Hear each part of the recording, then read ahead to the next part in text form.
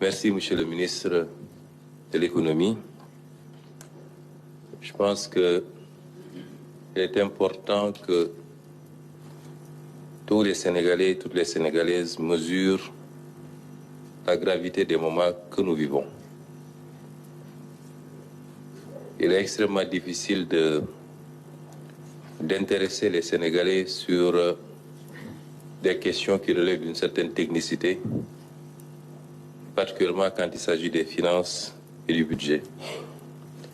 Mais en langage très simple, je voudrais que les Sénégalais comprennent la situation. Et il était important pour nous de dresser cette situation de référence bien avant de vous présenter le nouveau référentiel le 7 octobre. Vous ne pouvez pas faire des projections sur les 25 prochaines années si vous n'avez pas fait l'état des lieux et la situation dans laquelle vous trouvez le pays. C'est d'autant plus important que, en tant qu'acteurs politiques, nous avons promis aux Sénégalais.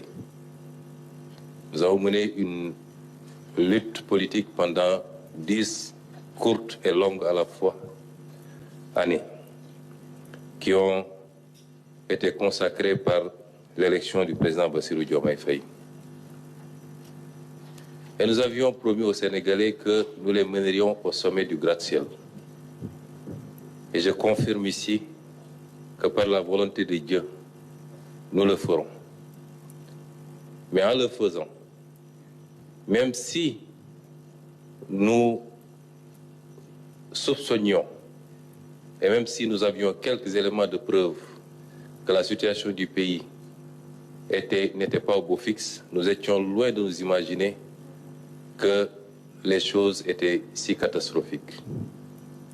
Et donc ce que je voudrais dire, c'est que pensant être au premier étage, nous avions promis d'accélérer les choses pour amener le pays au sommet.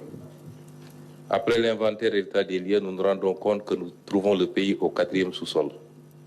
Il nous faudra faire un effort de rattrapage qui exigera de notre part à tous beaucoup de sacrifices. Mais en langage beaucoup plus simple, c'est que le ministre vient de nous dire,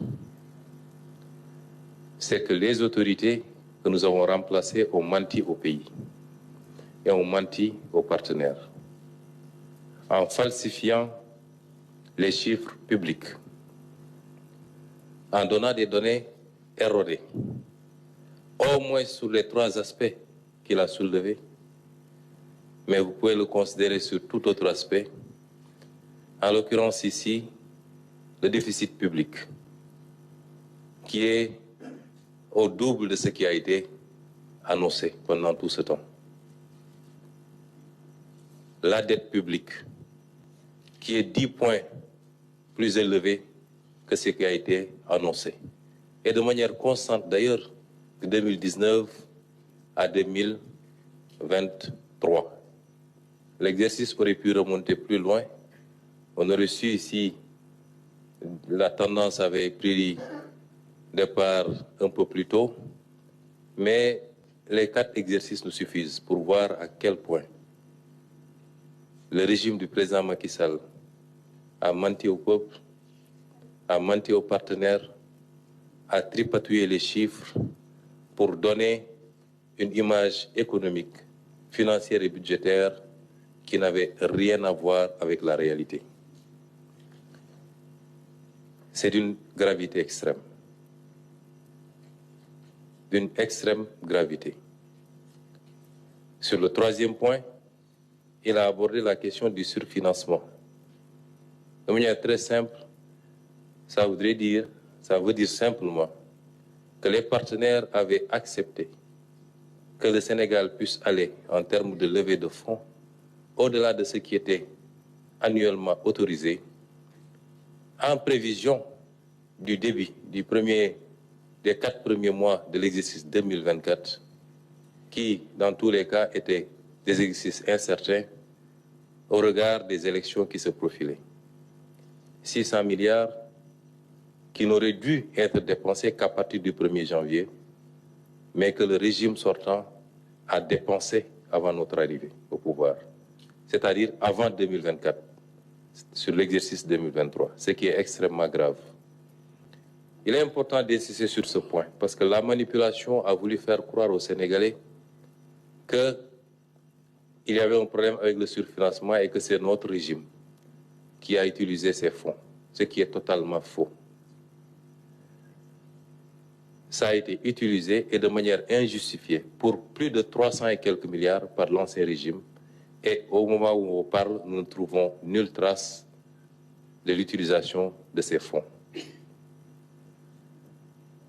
Je voudrais, avant de donner la parole à Monsieur le ministre de la Justice, saluer ici le courage d'un homme, le président de la République. Parce que le ministre ne l'a pas suffisamment abordé, en dehors de l'aspect misreporting, mais cet exercice auquel nous nous livrons aujourd'hui est un exercice risqué pour un État, puisqu'il peut avoir des impacts aussi bien dans nos relations avec les partenaires qu'au niveau du marché. D'autres régimes auraient préféré fermer les yeux et continuer dans la politique du bricolage et du mensonge.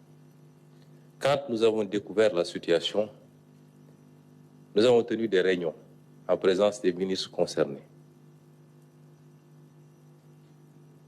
Des doutes subsistaient, légitimes.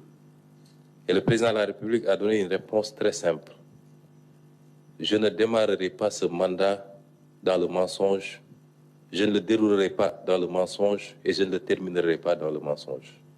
Quelles que soient les conséquences de cette situation, je dirai la vérité au peuple sénégalais.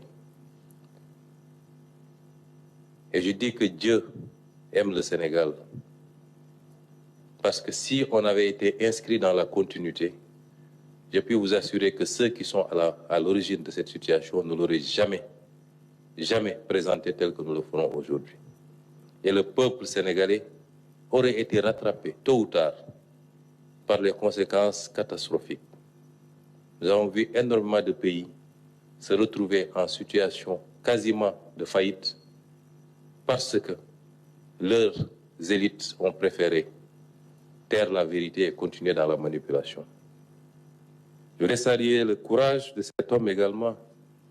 Quand le Sénégal devait être programmé au FMI au mois de juillet, il a pris la décision de ne pas présenter le dossier du Sénégal et a dépêché le ministre des Finances pour aller le dire au FMI, aux États-Unis, et leur dire nous préférons ne pas avoir de décaissement plutôt que de le faire sur une base erronée et demain en subir les conséquences.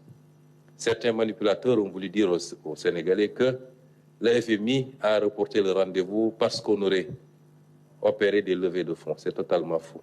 C'est à notre initiative, et seulement à notre initiative. C'est nous qui avons demandé au FMI. Et le FMI pourra démentir si ce n'est pas vrai.